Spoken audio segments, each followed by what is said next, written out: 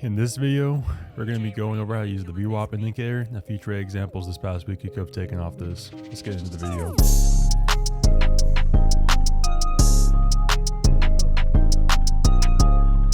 So just briefly, the VWAP stands for volume weighted average price, and pretty much this line is going to be in your chart. And why do we like this indicator? Because it takes into account volume. As you guys may or may not know, volume is what moves the market, and volume is what we like here at this channel. Doesn't really matter which time frame you look at the VWAP. No matter if you're looking at the VWAP on the 30-minute time frame, or the 5-minute time frame, or the 1-minute time frame, it should always be in the same place because VWAP just calculates the average price for the day or for the trading session, and that's not going to move from time frame to time frame. So typically, if you see a stock trending above the VWAP, it typically means that buyers are in control because the average price of the stock, most of the people are green in the position and shorts are red on the day.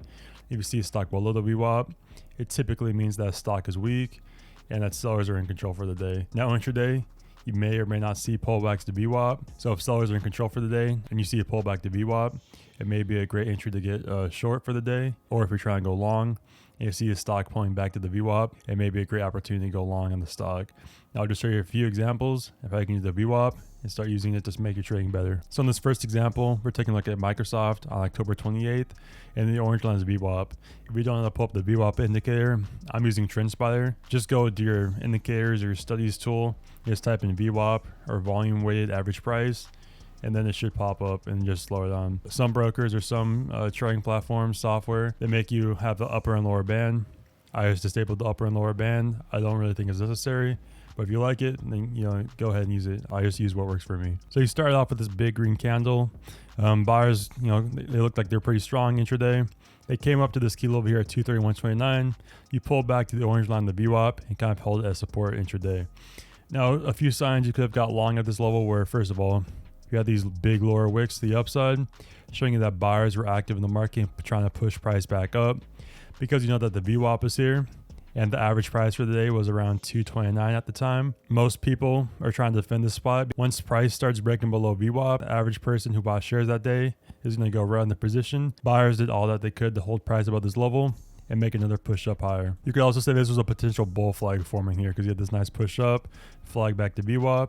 You could have got long off here once you saw this uptick in volume on the 5-minute time frame around 720. That was one good entry. Just put your stop loss with the swing lows around here 228 and just right up to the next key level on your charts, which would have been at 235.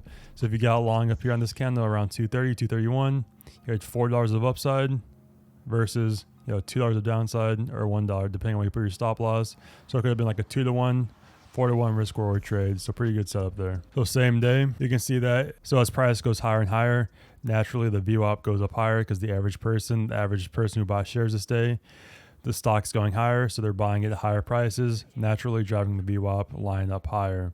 So you can see intraday around here during lunchtime, 9:05 Pacific Standard Time, you got rejected off here at 235.20, almost perfectly to the cent. You pulled back right to VWAP, almost to the cent once again. Bought shares or something, bought calls down here. You're just stop loss below this kilo at 231.29. Or just stop loss below VWAP right here at 231.6. Bounce price from here.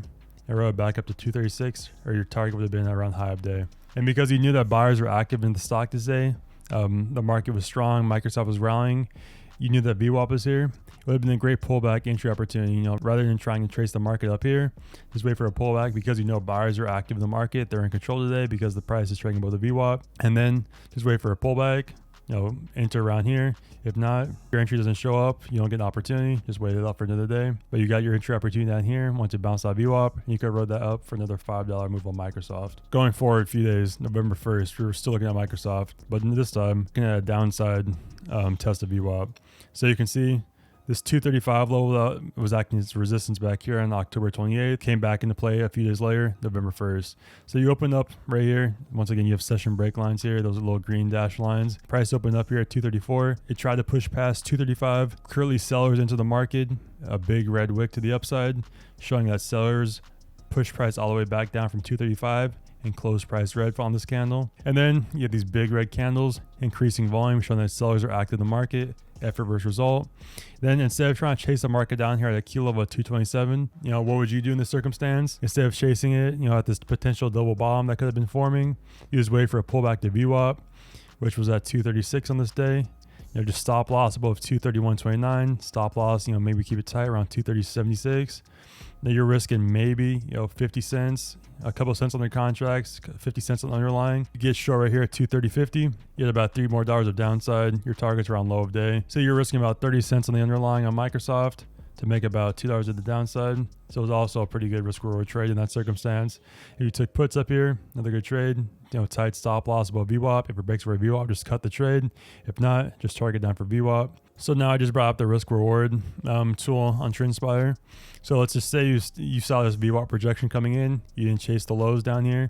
Wait for the pullback to VWAP. Your stop loss would be up here around 230, just up slightly above high of day, or slightly above the swing highs above VWAP. $230.30. Enter right here. Your profit target is down here to low of day. For the next kilo we had at 227. That was about a 6-to-1 risk reward trade. You were risking about 50 cents. Then the stock moved down $3, 50 cents, $3 reward, 6-to-1 risk reward. Pretty great trade if you ask me. Also another way you could have taken a VWAP trade, just a VWAP projection. So in this final example, we're going to be looking at Tesla on October 5th. So pretty much we're looking at the VWAP acting as resistance intraday, then turning into support later on throughout the day, or vice versa, acting as resistance or acting as support, then turning resistance. As you can see here on Tesla, it was pretty weak on the day. It opened here at 244, dropped down to 233. So pretty much an 11-point drop intraday on Tesla. You tried to pull back to VWAP, you bounced up to it, got rejected right here. A little $3 pullback. But what you see here, you can see that we're forming higher lows on Tesla at higher highs. You can see the trend reversal coming. It was still acting as resistance here at 237. Once you got the breakthrough VWAP, big volume candle backing up this move, some confirmation. Instead of chasing the breakout through VWAP, you could have waited for this pullback back to VWAP and back testing it as support, proving that buyers were active in the market, and it was a true reversal intraday. So once you broke through VWAP, you kind of pulled back here at this kilo of a 239. But then as you see here, you had one test of VWAP right here, acting as support yet again. Then even further confirmation, test the VWAP as support yet again right here at 238 intraday. So you can see that resistance turn into support, which is a pretty good area to get long.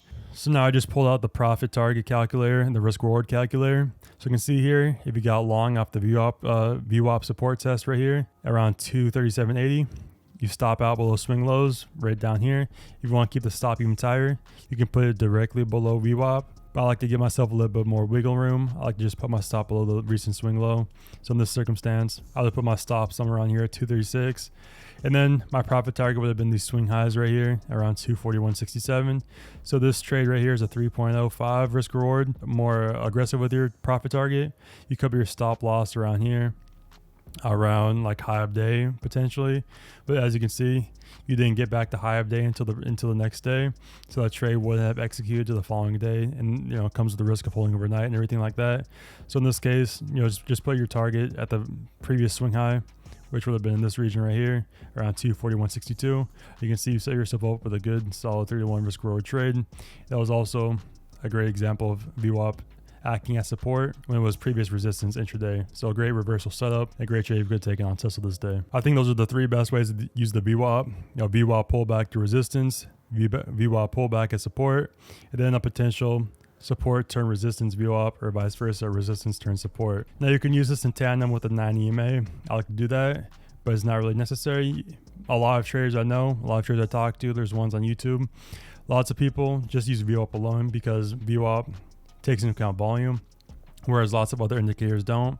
And like you guys know here, volume is what moves the market, which is why so many people like using VWAP, and why it's probably one of the best indicators you can use on your charts if you're not already using it. So if you guys want to see more videos like this, just breaking down some indicators I use and how I use them, just let me know in the comments below, and stay tuned for the next video. Thanks for watching.